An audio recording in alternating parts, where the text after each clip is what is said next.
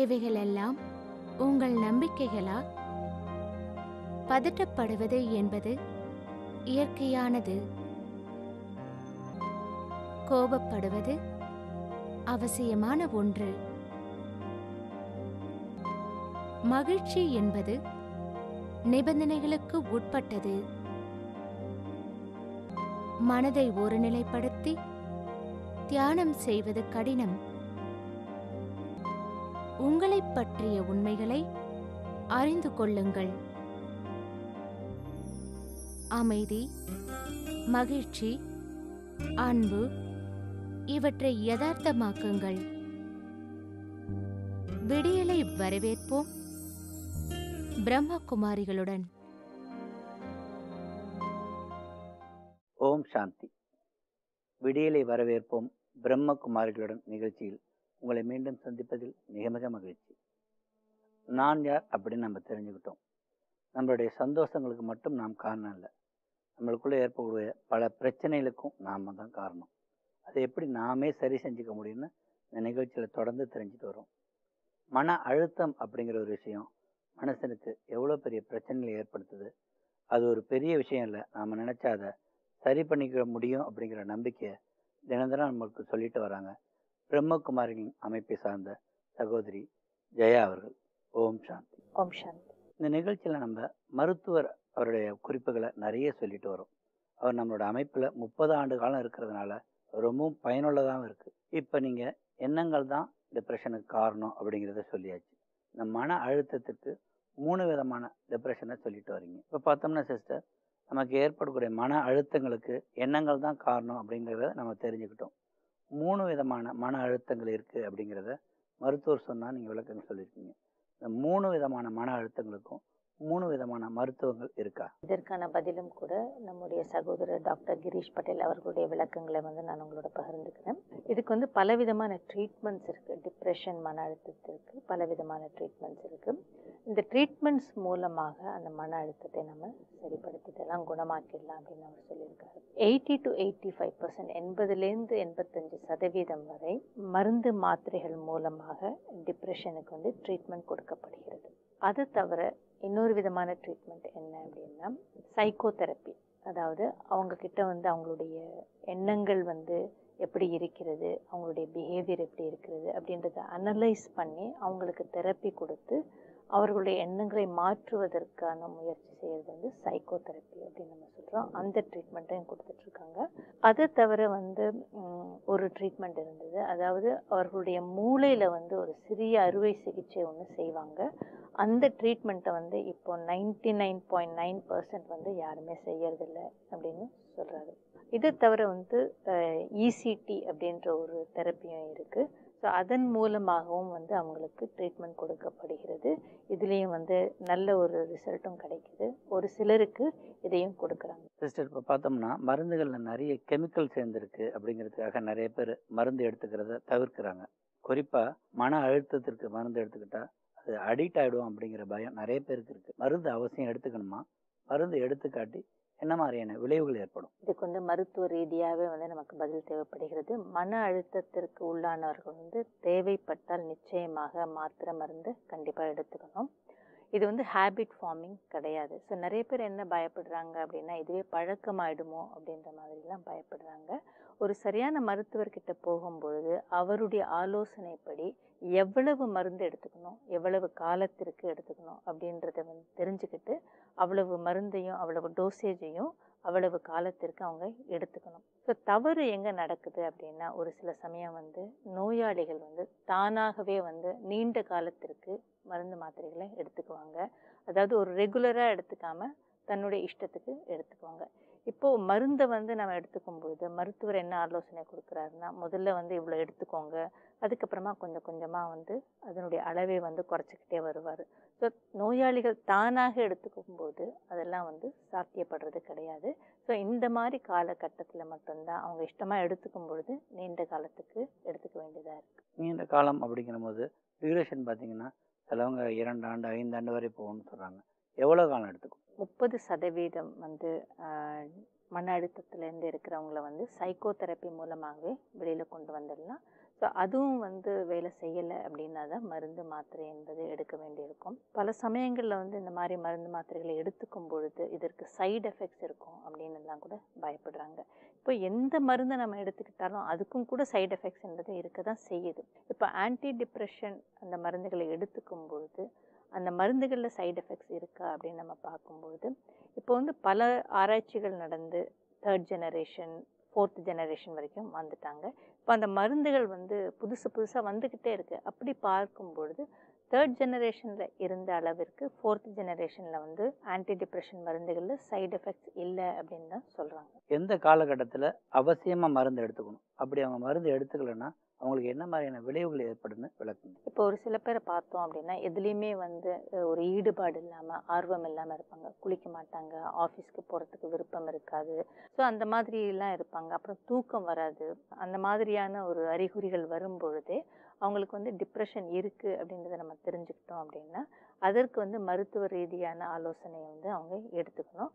அதற்கான மருந்து மாத்திரைகளையும் அவங்க எடுத்துக்கணும். இப்போ அவங்க வந்து மருந்து மாத்திரைகள் வந்து எடுத்துக்கக்கூடாது அப்படின்றதுக்காக டாக்டரையும் அவங்க கன்சல்ட் பண்ணலை அப்படின்றப்ப என்ன ஆகும்னா அவங்களுடைய டிப்ரெஷன் அதிகமாகி கொண்டே போகும்.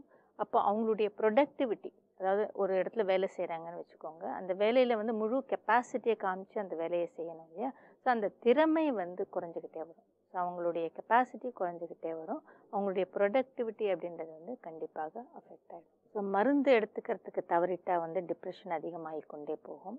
நம்முடைய ப்ரொடக்டிவிட்டியும் அதில் வந்து கண்டிப்பாக அஃபெக்ட் ஆகும். இதில் வந்து ரொம்ப அபாயகரமான விஷயம் என்ன அப்படின்னா தற்கொலை செய்து கொள்ளும் அளவுக்கு வந்து போயிடும். மருந்து எடுத்துக்கலைன்னா தற்கொலை செஞ்சுக்குவாங்க அப்படிங்கிறத சொல்கிறீங்க. ஆனால் இப்போ ஒரு விஷயம் என்ன நடந்திருக்குன்னா, ஒரு 10ஆம் வகுப்பு படிக்கின்ற மாணவி 96% மதிப்பெண் எடுக்கக்கூடிய படிப்பு கெப்பாசிட்டி இருக்குது. ஆனால் அந்த மாணவி திடீர்னு தற்கொலை செஞ்சுக்கிறாங்க. மன அழுத்தம் இருக்கிறதுக்கு உண்டான அறிகுறிகள் எதுவுமே இல்லை.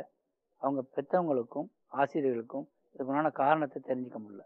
இந்த தற்கொலைக்கு காரணம் என்னவா இருக்கும்? ஆக்சுவலாக பார்த்தோம் அப்படின்னா அவங்க வந்து தற்கொலை செய்து கொள்ளக்கூடிய நிலையில் இருக்கக்கூடியவர்கள் வந்து கண்டிப்பாக டிப்ரெஷனுக்கு ஆளாகி இருப்பார்கள் அப்படின்னு தான் சொல்கிறாங்க. அதனுடைய சிம்டம்ஸ் வந்து தெரியாமல் இருக்கலாம். ஆனால் நல்லா கவனித்து இருந்தாங்கன்னா ஏதாவது ஒரு 2 அறிகுறிகள் என்பது தென்பட்டு இருக்கலாம். அது மட்டும் இல்லாமல் வந்து அவங்க ஒரு லெட்டர் எழுதி வச்சுட்டு தற்கொலை பண்ணிகிட்ருக்காங்க. அது என்ன அப்படின்னா, நான் சாவுக்கு பயப்படவில்லை, ஆனால் இந்த அசுத்தமான உலகத்தில் வாழ்வதற்கு விருப்பமில்லை, அதனால் நான் தற்கொலை செய்து கொள்கிறேன் அப்படின்னு எழுதி வச்சுருக்காங்க. அப்படின்னா என்ன அர்த்தம்னா அவங்களுக்கு ஏதோ ஒரு விஷயம் நடந்திருக்கு, ஏதோ ஒரு சம்பவம் நடந்திருக்கு, ஏதோ ஒரு அப்யூஸ் நடந்திருக்கு. அதை வந்து அவங்க மற்றவர்களுடன் ஷேர் பண்ணிக்கிறதுக்கு விரும்பலை. ஸோ அவங்க யாருக்குமே சொல்லலை, அவங்க மனசுக்குள்ளேயே வச்சுட்டு இருந்திருக்காங்க. அது வந்து டிப்ரெஷனாக மாறி இருக்குது. அதையே நினச்சி பார்த்துருக்காங்க. ஆனால் வேறு யார்கிட்டையும் அதை ஷேர் பண்ணிக்காதனால யாருக்குமே அது தெரியல. ஸோ ஒரு கட்டத்தில் வந்து அவங்களே முடிவு பண்ணிக்கிட்டாங்க, இந்த உலகத்தில் நான் வாழ விரும்பலை அப்படின்னு. சிஸ்டர், இப்போ நம்ம பேசிய விஷயங்களை வச்சு பார்க்கும்போது ஏதாவது ஒரு கவுன்சிலிங் எடுத்துக்கிட்டோம்னா நம்ம ஆள் மனசில் இருக்கக்கூடிய விஷயங்கள் வெளியாகும். அது டிப்ரெஷனுக்கு ரொம்ப யூஸ்ஃபுல்லாக இருக்குன்னு சொல்லியிருக்கீங்க. ஆனால் நிறைய பேருக்கு நம்ம மன அழுத்தத்தில் இருக்கிறோமே அப்படிங்கிறது கூட தெரியறது இல்லையே. மற்றவங்களுக்கு தெரியாமல் இருக்கலாம், ஆனால் நமக்கு நாமே கேட்டுக்கிட்டோம் அப்படின்னா கண்டிப்பாக நமக்கு தெரியும் நமக்குள்ளே வந்து ஏதோ டிஸ்டர்பன்ஸ் இருக்குது, மன அழுத்தம் இருக்குது அப்படின்றது. இப்போ பலர் என்ன பண்ணுவாங்க அப்படின்னாங்கன்னா வெளியில் யாருக்கும் தெரியக்கூடாது அப்படின்னு நினைப்பாங்க. அதனால வெளியில் எதையும் ஷேர் பண்ணிக்க மாட்டாங்க. அது மட்டும் இல்லாமல் தன்னுடைய முகத்தின் மூலமோ இல்லை பிஹேவியர்லேயோ அது தெரிஞ்சிட போகுதே அப்படின்றதுல வந்து அதிக கவனம் கொடுத்து வெளியே தெரியாமல் இருப்பதற்கு என்னெல்லாம் செய்யணுமோ அதை செஞ்சுடுவாங்க. சிஸ்டர், நீங்கள் இப்போ பேசும்பொழுது மெடிசன் எடுத்துக்கிறது அவசியம் அப்படின்னு சொல்றீங்க. அந்த மருந்து எடுத்துக்கிறதுனால என்ன மாதிரியான மாற்றம் ஏற்படுது? இதுக்கும் கூட நம்முடைய டாக்டர்கிட்டேருந்தே வந்து அவருடைய கருத்துக்களை நான் உங்களோட பரிமாறிக்கொள்கிறேன். நம்முடைய மூளையில் வந்து 8000க்கும் மேற்பட்ட கெமிக்கல்ஸ் இருக்குது. அதை வந்து நம்ம நியூரோ டிரான்ஸ்மிட்டர்ஸ் அப்படின்னு நம்ம சொல்கிறோம். ஸோ இது வந்து பேலன்ஸ்டாக இருக்கிறது என்பது மிகவும் அவசியமான விஷயம். ஸோ ஒரு சில சமயங்களில் ஒரு சில கெமிக்கல்ஸ் அதிகமாகவும் ஒரு சில கெமிக்கல்ஸ் குறைவாகவும் ஆகும்பொழுது கெமிக்கல் இம்பேலன்ஸ் என்பது ஏற்படுகிறது.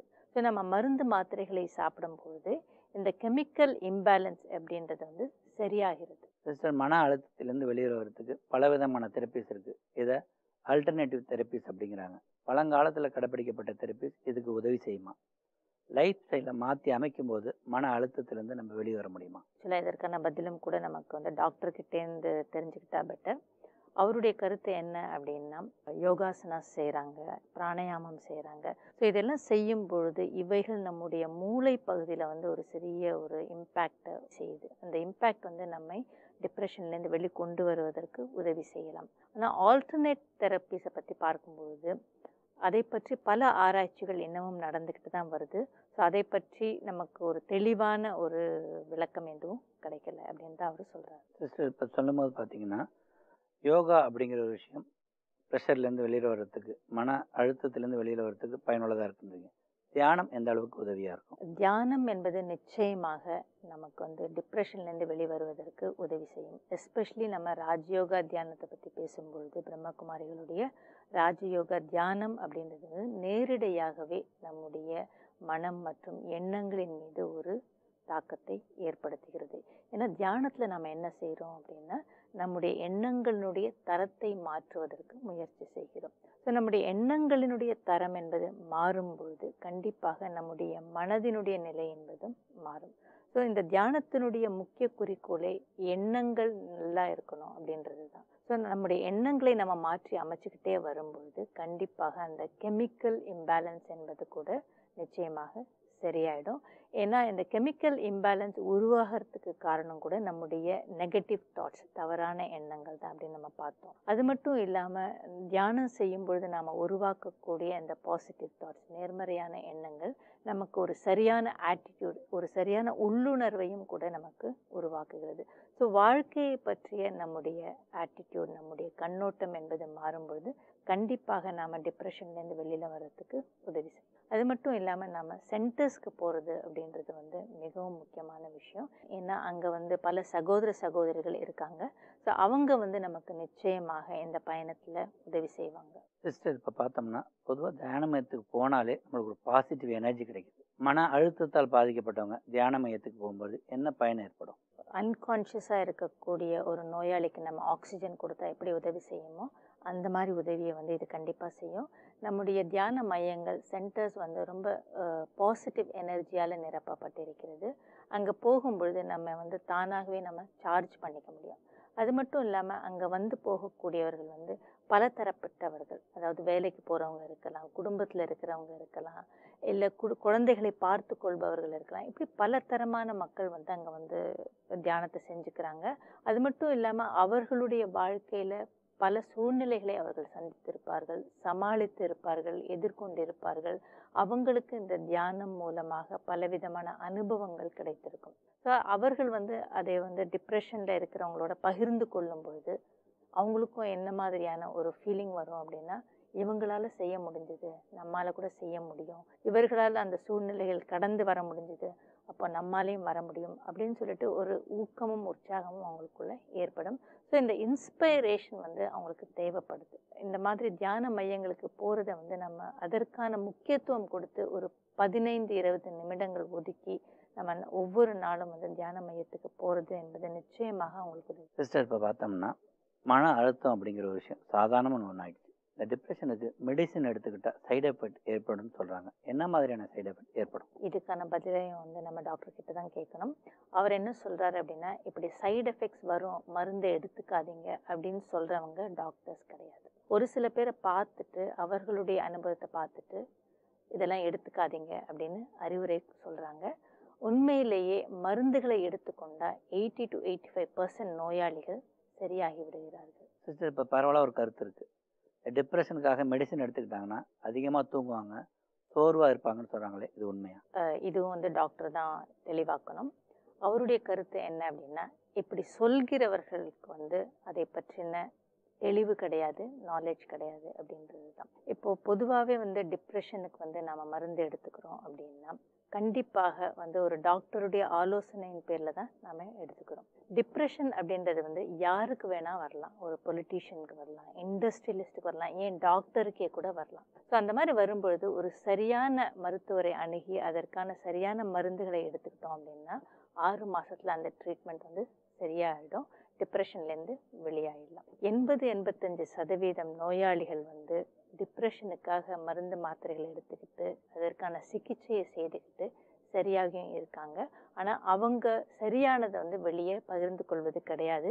ஸோ ஸோ யாருக்குமே அது தெரியறது கிடையாது. ஏன் அப்படின்னா, டிப்ரெஷனில் இருந்து மருந்து மாத்திரை எடுத்துக்கிட்டோம் அப்படின்னு சொன்னால் மற்றவர்கள் என்ன நினைப்பார்கள் அப்படின்ற ஒரு நம்பிக்கையால் யாருக்கிட்டையும் அவங்க ஷேர் பண்ணிக்கிறது கிடையாது. ஒரு 15லேருந்து ஒரு 20% நோயாளிகள் என்ன பண்ணுறாங்கன்னா, சரியாக மருந்து மாத்திரைகள் எடுத்துக்க மாட்டாங்க. பல டாக்டர்ஸை மாற்றிக்கிட்டே இருப்பாங்க.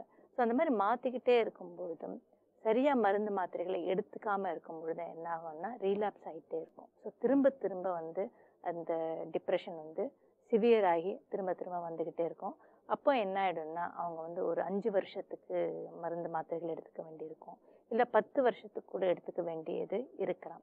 ஸோ அப்போது அவங்கள பார்க்குறவங்க என்ன சொல்லுவாங்கன்னா, இவங்க டிப்ரெஷனுக்காக ரொம்ப காலமாக மருந்து எடுத்துகிட்டு இருக்காங்க, நிறைய மாத்திரை எடுத்துகிட்டு இருக்காங்க. ஸோ சரியாக எடுத்துக்காததுனால அவங்களுக்கு வந்து அந்த சிகிச்சையும் பலனளிக்காமலும் இருக்கலாம். ஸோ இந்த மாதிரி வந்து 5 வருடம் மருந்து எடுத்துக்கிறவங்க, 10 வருடங்கள் மருந்து எடுத்துக்கிறவங்க வந்து நாள்பட்ட நோயாளிகளாக, க்ரானிக் பேஷண்ட்ஸாக மாறிடுறாங்க. டாக்டர் அவருடைய அனுபவத்தை பகிர்ந்துக்கும் போது என்ன சொல்கிறாருன்னா, ப்ரிஸ்கிரிப்ஷனை எடுத்துகிட்டு நாம் வந்து கெமிஸ்ட் கிட்ட போகும்பொழுது அவரே கூட என்ன சொல்லுவாங்கன்னா, இந்த மருந்தெல்லாம் நீங்கள் எடுத்துக்காதீங்க, இதெல்லாம் வந்து உங்களுக்கு வந்து பழக்கமாயிடும், அடிக்கடி எடுத்துக்கக்கூடாது அப்படின்னு கூட சொல்லுவாங்க. இன்ஃபேக்ட் அவங்களுக்கு இதை பற்றி எதுவுமே தெரியாது, ஏன்னா அவங்க டாக்டர்ஸ் கிடையாது. ஸோ அவங்க சொல்கிறத வச்சுட்டு நாம் வந்து இதுக்கான ட்ரீட்மெண்ட்டோ இல்லை மருந்து மாத்திரை எடுத்துக்காமல் இருக்கிறதோ தவறு. என் சிஸ்டர், இப்போ பார்த்தோம்னா டிப்ரெஷனுக்கு தரக்கூடிய மருந்துகள் எல்லாமே தூங்க வைக்கிறதுக்காக கொடுக்குறது அப்படிங்கிறாங்களே, உண்மையா? ஆன்டி டிப்ரெஷன் மருந்துகள் தூக்க மாத்திரை கிடையாது. இப்போ தூக்கம் வருது அப்படின்னா தூக்கம் வருவதற்காக கொடுக்கப்பட்ட மருந்து மாத்திரைகளாக இருக்கும். ஸோ அதுக்குன்னு ஸ்பெசிஃபிக்காக கொடுத்துருக்காங்க. இப்போது இந்த ஃபீல்டில் வந்து 1957 வருடம்தான் வந்து மருந்துகள் புழக்கத்திற்கு வந்தது. அதற்கப்புறமா பல ஆராய்ச்சிகள் நடந்து ஒரு செகண்ட் ஜெனரேஷன், தேர்ட் ஜெனரேஷன் அந்த மாதிரி வந்து பல மருந்துகள் வந்து புழக்கத்தில் வந்தாச்சு. ஒரு காலகட்டத்தில் இருந்த மருந்து மாத்திரைகள் வந்து அதற்கான சிம்டம்ஸ் வந்து தூக்கத்தை வரவழைக்கிறதா இருக்கும், இல்லை நாக்கு வறண்டு போகிற மாதிரி இருக்கும், கான்ஸ்டிபேஷன் வரும். ஸோ இதெல்லாம் இருந்தது. ஆனால் இப்போது நவீன காலத்தில் இருக்கக்கூடிய மருந்து மாத்திரைகள் அப்படி கிடையாது. ஸோ அந்த மருந்து மாத்திரைகள் வந்து நம்முடைய கெமிக்கல் பேலன்ஸ் செய்வதற்காக மட்டுமே கொடுக்கப்படுகிறது. டிப்ரெஷனுக்கு கொடுக்கக்கூடிய அனைத்து மருந்துகளுமே தூக்கத்தை வரவழைக்கக்கூடியதாக இருக்காது. ஏன்னா ஒரு சில மருந்துகளை வந்து காலையில் எடுத்துக்கணும் அப்படின்னு கூட கொடுக்குறாங்க. சிஸ்டர், இப்போ பார்த்தோம்னா மன அழுத்தத்துக்கு எடுக்கக்கூடிய மெடிசன் கெமிக்கல் இன்பேலன்ஸை சரி செய்யக்கூடியதாக இருக்குது. நம்ம ஒரு சளி, ஜுரம் இது மாதிரி விஷயங்களுக்கு ஒரு சிறப்பு எடுத்துக்கும் போது இது தூக்கத்தை வரவழைக்கும், டவுசியாக இருக்குன்னு சொல்கிறாங்க. அந்த மருந்துகளை எடுக்கும் பொழுது மன அழுத்தத்துக்கு மருந்துகளை எடுக்கிறதுல என்ன தப்பு இருக்குது? ஆக்சுவலாக இந்த சைக்காட்ரி அப்படின்றது வந்து ஒரு சின்ன ஃபீல்டு தான். ஸோ இதில் வந்து நிறைய டாக்டர்ஸ் கிடையாது, ஒரு சில டாக்டர்ஸ் தான் இருக்காங்க. ஸோ நமக்கு அந்த மாதிரியான மன அழுத்தம் வரும்பொழுது நம்ம அந்த சைக்காட்ரிக் டாக்டரை வந்து போய் பார்க்குறோம் அப்படின்றப்போ வந்து அவர்கிட்ட நம்முடைய பிரச்சனைகளை வந்து நம்ம சொல்கிறோம். அதற்கு ஒரு மருந்துகளை கொடுக்குறார். அந்த மருந்து நமக்கு செட் ஆகலை அப்படின்னா திரும்பவும் அந்த டாக்டர்கிட்ட போய் நம்ம சொல்லலாம், மருந்தை மாற்றி கொடுங்க, எனக்கு இந்த மாதிரியான பிரச்சனைகள் இருக்குது அப்படின்லாம் கூட நம்ம சொல்லலாம். ஸோ நம்ம வந்து அவர் என்ன சொல்கிறாரோ அதைப்படி நம்ம நடக்கலாம். அவர் மருந்தை மாற்றி கொடுக்கலாம், இல்லை அதையே கண்டினியூ பண்ணுங்கன்னு கூட சொல்லலாம். ஸோ அதை நாம் கடைபிடிக்க வேண்டும். இந்த டாக்டர் கொடுக்குற மருந்து எனக்கு வந்து சரியாகலை அப்படின்றதுக்காக உடனே வந்து இன்னொரு டாக்டருக்கு மாறக்கூடாது. ஒரே ஒரு மருத்துவர்கிட்ட போகணும், அவர் சொல்கிறக்கூடிய அனைத்து ஆலோசனைகளையும் சரியாக கடைபிடிக்கும். சிஸ்டர், இப்போ பார்த்தோம்னா வேறு சில நோய்களுக்காக வெளி மருத்துவர்களை போய் பார்க்கும்போது நிறைய நேரம் டெஸ்ட் எடுக்கிறாங்க, அதுக்கப்புறம் மருந்து எழுதி தர்றாங்க. ஆனால் மன அழுத்தம் சார்ந்த மருத்துவர்கிட்ட போகும்போது 10லேருந்து 15 நிமிஷம் நம்மள்ட்ட பேசிகிட்டு இருந்துட்டு மருந்து எழுதி தர்றாங்க. அதுக்குண்டான ஃபீஸ் கூட ஜாஸ்தியாக இருக்குன்னு நிறைய பேர் ஃபீல் பண்ணுறாங்களே, இதுக்கு என்ன காரணம்? இதற்கான பதிலை கூட டாக்டர் தான் கொடுக்க முடியும். ஸோ சைக்காட்ரிஸ்ட், அதாவது ஒரு மனநல மருத்துவர்கிட்ட நம்ம போகும்பொழுது அவர் என்ன பண்ணுறாரு அப்படின்னா, முதல்ல நோயாளிகிட்ட அவர் பேசுறது எதுக்கு அப்படின்னா, அவர்கிட்டேருந்து வரக்கூடிய தகவல்கள் மூலம் என்னென்ன அறிகுறிகள் அப்படின்றத வச்சு தான் டயக்னோஸ் பண்ணுறாங்க. ஸோ இந்தந்த அறிகுறிகள் இருந்தால் இந்த நோய் டிப்ரெஷன் அப்படின்றத வந்து அவங்க தீர்மானம் செஞ்சுக்கிறாங்க. அதற்கப்புறமா தேவைப்பட்ட மற்ற ஒரு சில பரிசோதனைகளையும் செய்கிறாங்க. இப்போது பிளட் டெஸ்ட் எடுக்கிறாங்க, பிளட் ப்ரெஷருக்கு செக் பண்ணுறாங்க, அதெல்லாம் வந்து தேவைப்பட்டால் செய்கிறாங்க, இல்லைன்னா அதுவும் தேவையில்லை. ஸோ சிம்டம்ஸை வச்சு அவங்களுக்கு வந்து மனநோய் எப்படிப்பட்டது, எவ்வளவு தூரம் இருக்கிறது அப்படின்றத வந்து அந்த மனநல மருத்துவர்கள் ஆராய்ச்சி செஞ்சு தீர்மானிக்கிறாங்க. அதற்கேற்றாற் போல் மருந்து மாத்திரைகளை வந்து கொடுக்குறாங்க. ஸோ ஒன்ஸ் நாம் வந்து மனநல மருத்துவர்கிட்ட நம்ம பிரச்சனைக்காக போகும்பொழுது அவங்க அந்த சிம்டம்ஸை வச்சு நமக்கு என்ன மருந்து மாத்திரைகளை எழுதி கொடுக்குறாங்களோ அதை நம்ம எடுத்துக்கிட்டு அவர் சொல்லக்கூடிய ஆலோசனையை வந்து கேட்டுட்டு அந்த டோசேஜை வந்து கண்டிப்பாக அட்லீஸ்ட் ஒரு 2 மாதங்களுக்காவது நம்ம தொடர்ந்து எடுத்துகிட்டு வரணும். அப்போ தான் நமக்குள்ளே இருக்கக்கூடிய அந்த கெமிக்கல் இம்பேலன்ஸ் அப்படின்றது சரியாகும். நமக்கு மனதளவில் பிரச்சனை இருக்குது அப்படின்னா அதுக்குன்னு கொஞ்சம் நேரத்தை ஒதுக்கிட்டு 1 மணி நேரமாவது ஒதுக்கிக்கிட்டு ஒரு சிறந்த மருத்துவரை போய் நம்ம பார்க்க வேண்டியிருக்கு. அவரை பார்த்துட்டு அவர் என்னென்ன விதிமுறைகளை சொல்கிறாரோ, அவர் என்னென்ன மருந்து மாத்திரைகளை கொடுக்குறாரோ அதை வந்து அவருடைய ஆலோசனைப்படி விதிமுறைப்படி நாம் கண்டிப்பாக எடுத்துக்கணும். சிலர் என்ன பண்ணுறாங்கன்னா டாக்டர்கிட்ட போவாங்க, ஒரு 2 நாள் மாத்திரை மருந்தெல்லாம் எடுத்துக்குவாங்க, அப்புறம் அதை விட்டுருவாங்க. அப்படி செய்யக்கூடாது. அட்லீஸ்ட் ஒரு 2 மாதத்திற்காவது அந்த மருந்துகளை நம்ம எடுத்துக்கிட்டால் தான் அந்த கெமிக்கல் இம்பேலன்ஸ் அப்படின்றது சரியாகும். பார்த்தீங்கன்னா சிஸ்டர், இன்னைக்கு ஒரு மனநல மருத்துவம் அப்படிங்கிறது எந்த அளவுக்கு முக்கியம், மனதில் பாதிக்கப்பட்டவங்களுக்கு மருந்து எடுத்துக்கிறதுனால எந்த அளவுக்கு அவங்களுக்கு மாற்றங்கள் ஏற்படும், அதன் பின்னணியில் இருக்கக்கூடிய பயங்கள் எல்லாமே நமக்கு போக்குற அளவுக்கு விளக்கங்கள் சொல்லியிருக்கீங்க. மன அழுத்தத்துக்கு இருக்கக்கூடிய பலவிதமான தெரப்பிகளை பற்றி அடுத்த நிகழ்ச்சியில் பேசலாம். சிஸ்டர், நீங்கள் இப்போ சொன்னதெல்லாம் வச்சுக்கிட்டு இப்போ நம்ம பரமாத்மாவுடைய தொடர்பை ஏற்படுத்தக்கூடிய தியானத்தை செய்யலாமா? நம்முடைய முழு கவனமும் நம் மீது இருக்கிறது. நம்முடைய மனம், புத்தி ஒருநிலைப்பட்டிருக்கிறது. நான் இந்த உடல் அல்ல.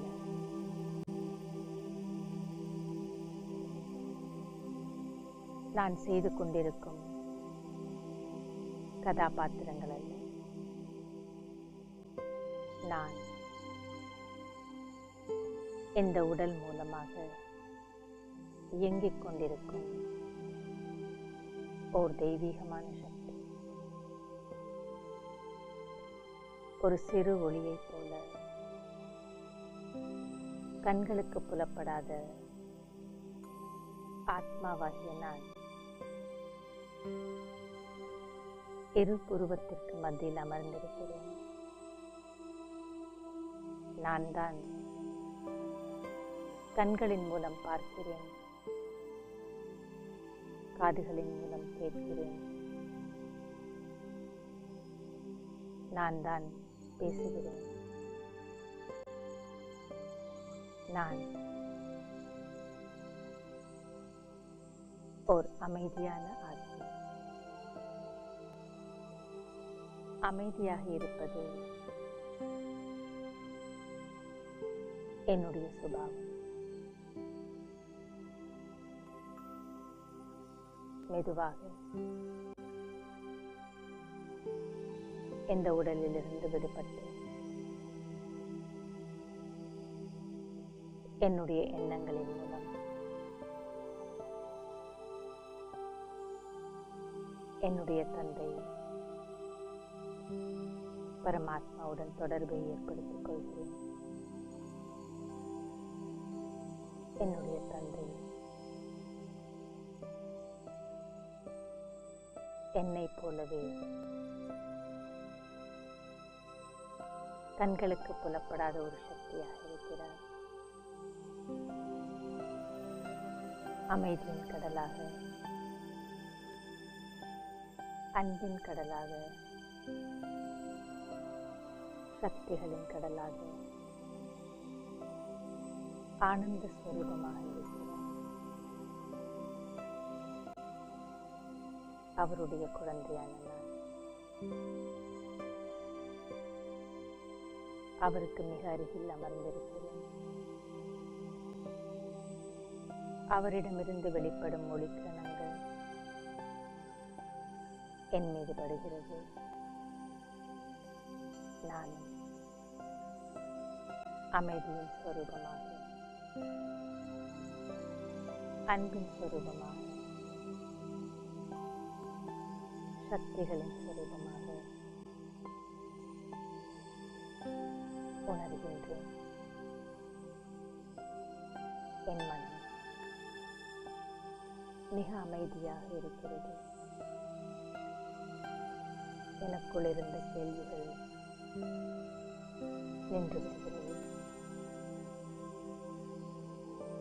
எண்ணங்களின் ஓட்டம் குறைந்து விடுகிறது.